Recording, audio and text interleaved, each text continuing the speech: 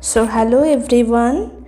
Today we will read the chapter 6 of the book Fundamentals of Human Geography, NCERT Class 12 textbook, and chapter 6 Tertiary and Quaternary Activities. So let's get started. When you fall ill, you go to family doctor or you call a doctor. Sometimes your parents take you to a hospital for treatment, while in school you are taught by your teachers. In the event of any dispute, legal opinion is obtained from a lawyer. Likewise, there are many professionals who provide their services against payment of their fee. Thus, all types of services are special skills provided in exchange of payments. Health, education, law, governance and recreation, etc. require professional skills. These services require other theoretical knowledge and practical training. Tertiary activities are related to the service sector. Manpower is an important component of the service sector, as most of the tertiary activities are performed by skilled labor, professionally trained experts and consultants. In the initial stages of economic development, larger proportion of people worked in primary sector. In a developed economy, the majority of workers get employment in tertiary activity and a moderate proportion is employed in the secondary sector. Tertiary activities include both production and exchange. The production involves the provision of services that are consumed. The output is indirectly measured in terms of wages and salaries. Exchange involves trade, transport and communication facilities that are used to overcome distances. Tertiary activities therefore involve the commercial output of services rather than the production of tangible goods. They are not directly involved in processing of physical raw materials. Common examples are the work of a plumber, electrician, technician, launderer, barber, shopkeeper, driver, cashier, teacher, doctor, lawyer and publisher, etc. The main difference between secondary activities and tertiary activities is the expertise provided by services relies more heavily on specialized skills, experience and knowledge of the workers rather than the production techniques, machinery and factory process. Next point is types of tertiary activities. By now you know that you purchase your books, stationery from tailor's shop, travel by bus or rail, send letters, talk on telephone and obtain services of teachers for studies and doctors at the time of illness. Thus, trade, transport and communication services are some of the tertiary activities discussed in the section. The chart provides the basis for classifying tertiary activities. The service sector, there are tertiary activities, quaternary activities and quinary activities. Tertiary activities are trade and commerce, transport and communication and services. The trade and commerce can be wholesale trade or retail trade, and wholesale trade can be urban supply house, rural mandis. Retail trade can be urban or rural category. In urban category, there are chain stores, mail orders, convenient shopping centers and PDS. The mail order can be telephone or internet. Next is transport. Transport can be railway network, road network, water and air. Water can be inland and oceanic. Air can be and the oceanic can be passenger service and cargo services. Next is communication. Communication is a means of transportation. Communication can be telecommunication and can also be audio visual. Telecommunication can be a landline and mobile. Audio visual can be films, radio, TV, print media. Print media can be newspapers or can be magazines. Next is services. Services are financial, banking, insurance, real estate, personal and professional. Personal and professional can also be private, government and NGO. Next is quaternary activities. Quaternary activities can be information based or research and development based. Next is quinary activities. Quinary activities can also be specialists, decision makers, consultants and policy formulators. Next point is trade and commerce. Trade is essentially buying and selling of items produced elsewhere. All the services in retail and wholesale trading or commerce are specifically intended for profit. The towns and the cities where all these works take place are known as trading centers. The rise of trading from barter at the local level to money exchange of international scale has produced many centers and institutions such as trading centers or collection and distribution points. Trading centers may be divided into rural and urban marketing centers. Rural marketing centers cater to nearby settlements. These are quasi-urban centers. They serve as trading centers of the most rudimentary type. Here, personal and professional services are not well developed. These form local collecting and distributing centers. Most of these have mandis or wholesale markets and also retailing areas. They are not urban centers per se, but are significant centers for making available goods and services which are most frequently demanded by rural folk. Periodic markets in rural areas are found where there are no regular markets, and local periodic markets are organized at different temporal intervals. These may be weekly, bi-weekly markets from where people from the surrounding areas meet their temporarily accumulated demand. These markets are held on specified dates and move from one place to another. The shopkeepers thus remain busy on all the day while a large area is served by them. Urban marketing centers have more widely specialized urban services. They provide ordinary goods and services as well as many of the specialized goods and services required by people.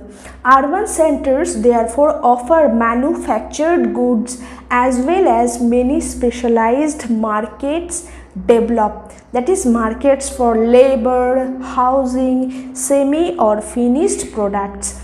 Services of educational institutions and professionals such as teachers, lawyers, consultants, physicians, dentists and veterinary doctors are available. Next point is retail trading. This is the business activity concerned with the sale of goods directly to the consumers. Most of the retail trading takes place in a fixed establishment or stores solely devoted to selling. Street peddling, hand carts, trucks, door to door, mail order, telephone, automatic vending machines, and internet are examples of non-store retail trading. Next point is more on stores. Consumer cooperatives were the first of the large-scale innovations in retailing. Departmental stores delegate the responsibility and authority to departmental heads for purchasing of commodities and for overseeing the sale in different sections of the stores. Chain stores are able to purchase merchandise most economically, often going so far as to direct the goods to be manufactured to their specification. They employ highly skilled specialists in many executive tasks. They have the ability to experiment in one store and apply the results to many. Next point is wholesale trading. Wholesale trading constitutes bulk business through numerous intermediary merchants and supply houses, and not through retail stores. Some large stores, including chain stores, are able to buy directly from the manufacturers. However, most retail stores procure supplies from an intermediary source. Wholesalers often extend credit to retail stores to such an extent that the retailer operates very largely on the wholesaler's capital. Next point is transport. Transport is a service or facility by which people, materials, and manufactured goods are physically carried from one location to another. It is an organized industry created to satisfy man's basic need of mobility. Modern society requires speedy and efficient transport systems to assist in the production, distribution, and consumption of goods. At every stage in this complex system, the value of the material is significantly enhanced by transportation. Transport distance can be measured at kilometer distance or actual distance of route length, and time distance or the time taken to travel on a particular route, and cost distance or the expense of traveling on a route. In selecting the mode of transport, distance in terms of time or cost is the determining factor. Isochrone lines are drawn on a map to join places equal in terms of time taken to reach them. Next point is network and accessibility. As transport system develop, different places are linked together to form a network. Networks are made up of nodes and links. A node is the meeting point of two or more routes, a point of origin, a point of destination, or any sizable town along a route. Every road that joins two nodes is called a link. A developed network has many links, which means that places are well connected. Next point is factors affecting transport. First is demand for transport is influenced by the size of population. The larger the population size, the greater is the demand for transport. Routes depend on location of cities, towns, villages, industrial centers, and raw materials. Pattern of trade between them, nature of landscape between them, type of climate, and funds available for overcoming obstacles along the length of the route. Next point is communication. Communication services involve the transmission of words and messages, facts, and ideas. The invention of writing preserved messages and helped to make communication dependent on means of transport. These were actually carried by land, animals, boat, road, rail, and air. That is why all forms of transport are also referred to as lines of communication. Where the transport network is efficient, communications are easily disseminated. Certain developments such as mobile telephony and satellites have made communication independent of transport. All forms are not fully disassociated because of the cheapness of older system. Thus, very large volumes of mail continued to be handled by post offices all over the world. Some of the communication services are discussed below. Telecommunications. The use of telecommunication is linked to the development of modern technology. It has revolutionized communications because of the speed with which messages are sent. The time reduced is from weeks to minutes. Besides, the recent advancements like mobile telephony have made communication direct and instantaneous at any time and from anywhere. The telegraph, Morse code, and telex have almost become things of the past. Radio and television also help to relay news, pictures, and telephone calls to vast audiences around the world, and hence they are termed as mass media. They are vital for advertising and entertainment. Newspapers are able to cover events in all corners of the world. Satellite communication relays information of the earth and from space. The internet has truly revolutionized the global communication system. Next point is services. Services occur at many different levels. Some are geared to industry, some to people, and some to both industry and people. That transport system. Low order services such as grocery shops and laundries are more common and widespread than high order services or more specialized ones like those of accountants, consultants, and physicians. Services are provided to individual consumers who can afford to pay for them.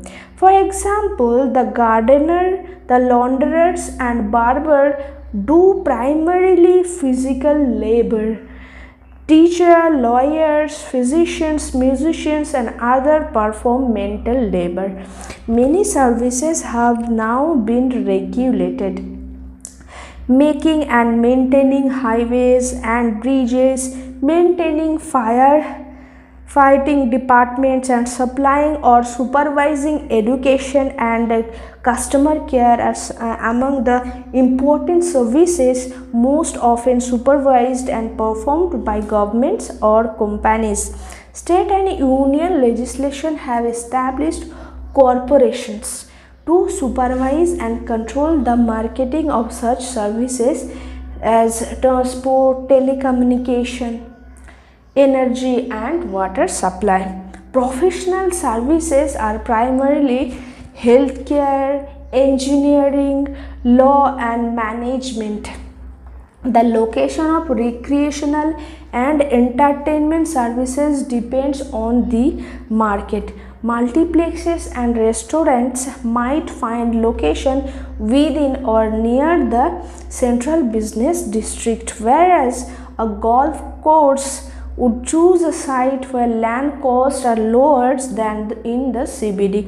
Personal services are made available to people to facilitate their work in daily life.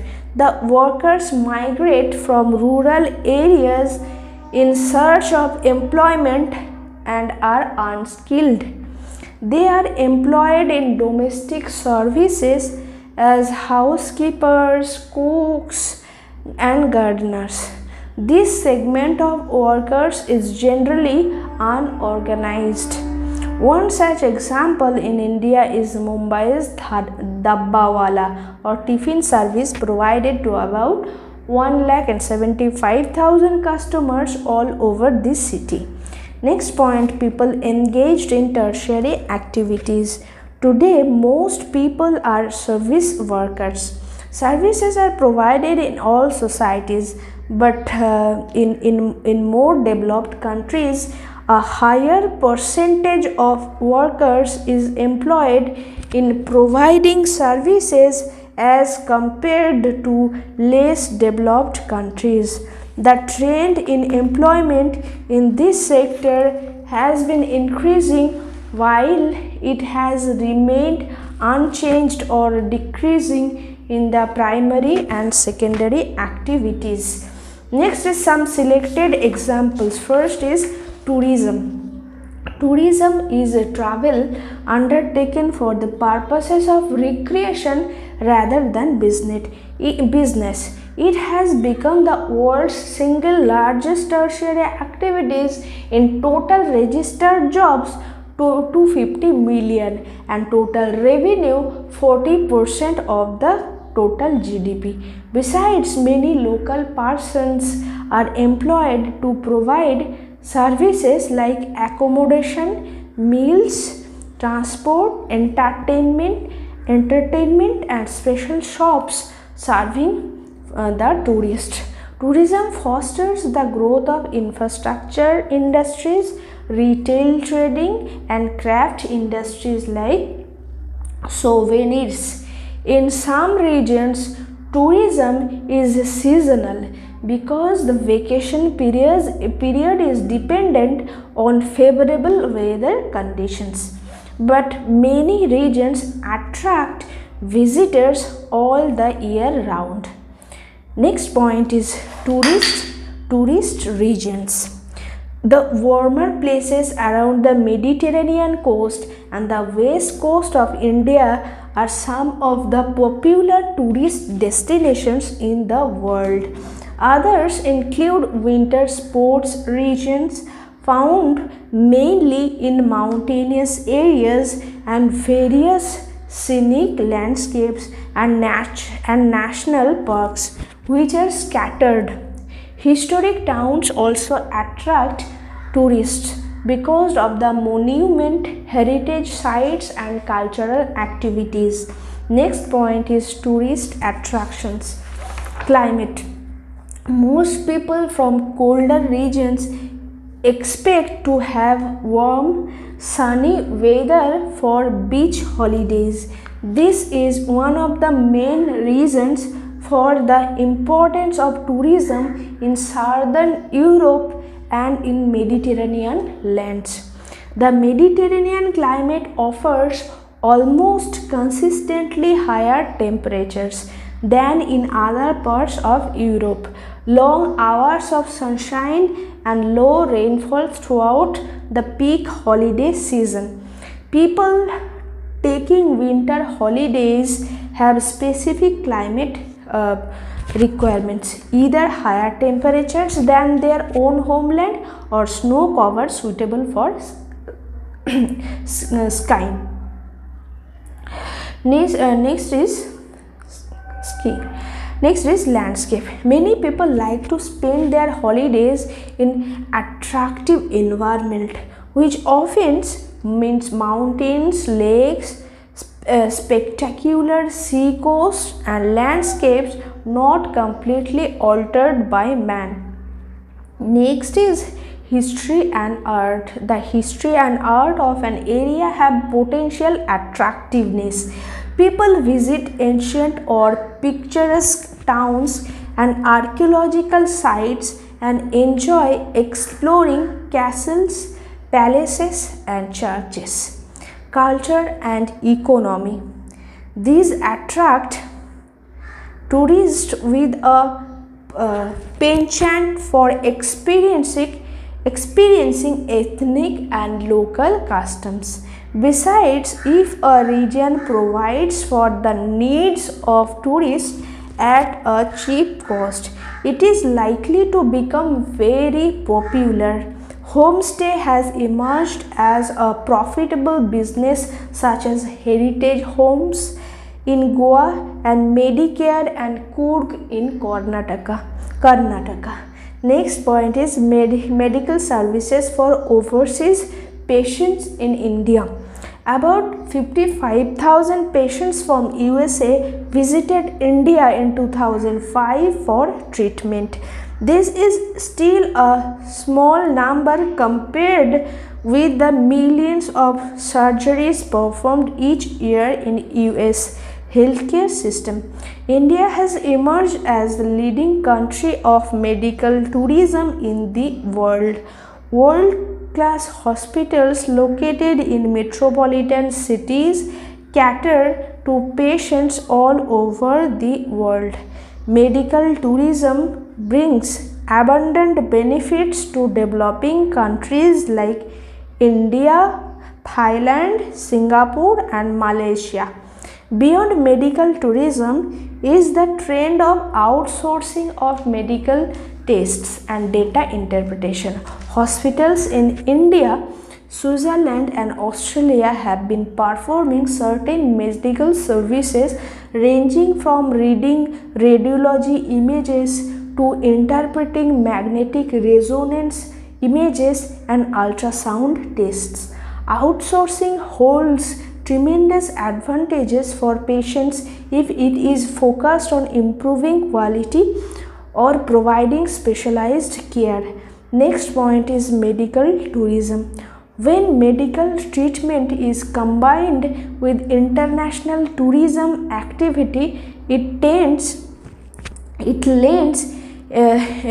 itself to what is commonly known as medical tourism.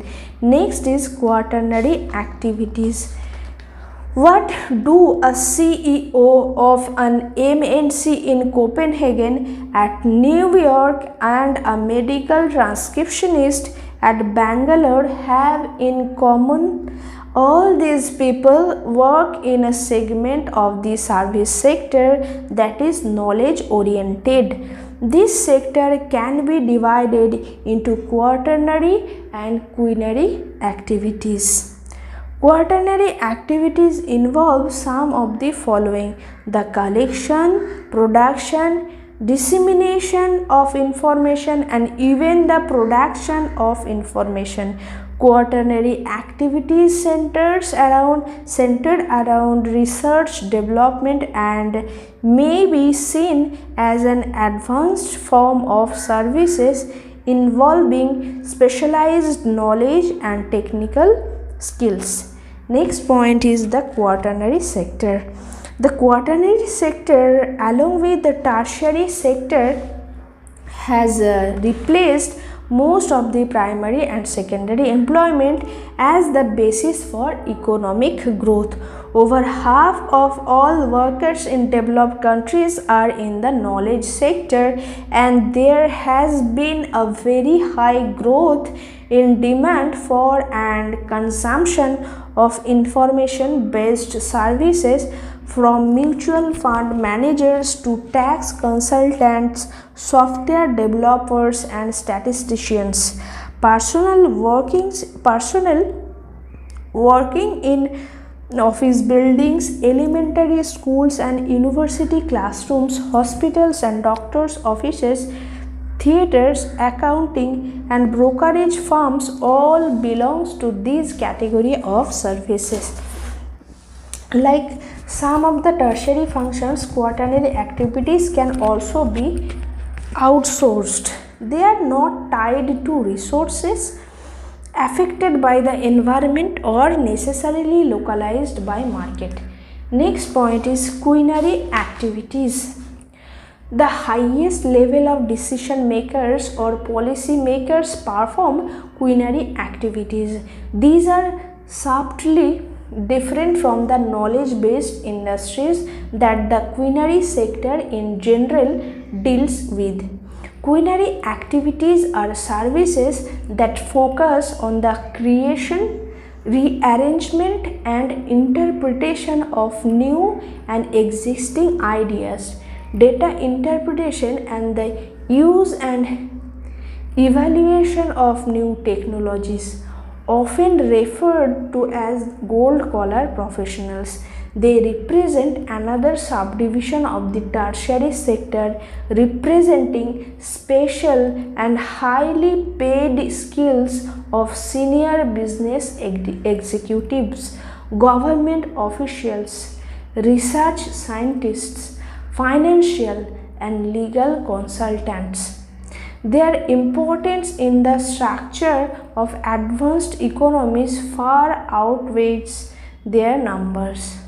Outsourcing has resulted in opening up of a large number of call centers in India, China, Eastern Europe, Israel, Philippines, and Costa Rica. It has created new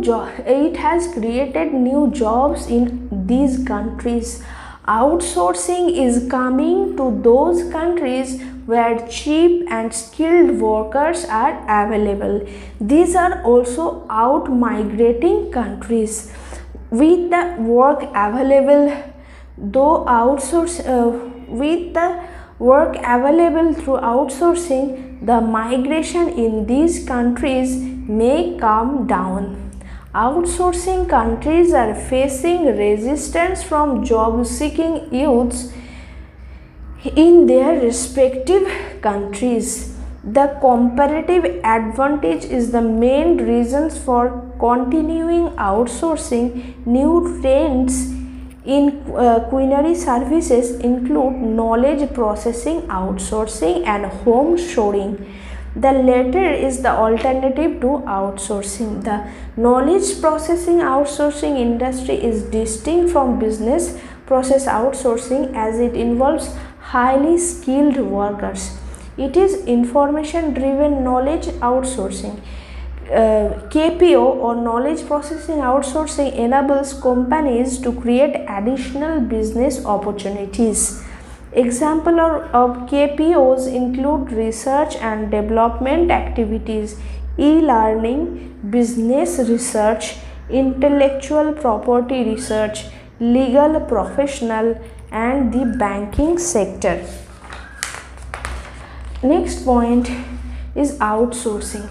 Outsourcing or contracting out is giving work to an outside agency to improve efficiency and to reduce costs. When outsourcing involves transferring work to overseas location, it is described by the term offshoring. Although both offshoring and outsourcing are used together, business activities that are outsourced include information technology, human resources, customer support and call center services, and at times also manufacturing and engineering. Data processing is an IT related service easily be carried out in Asian, East European and African countries.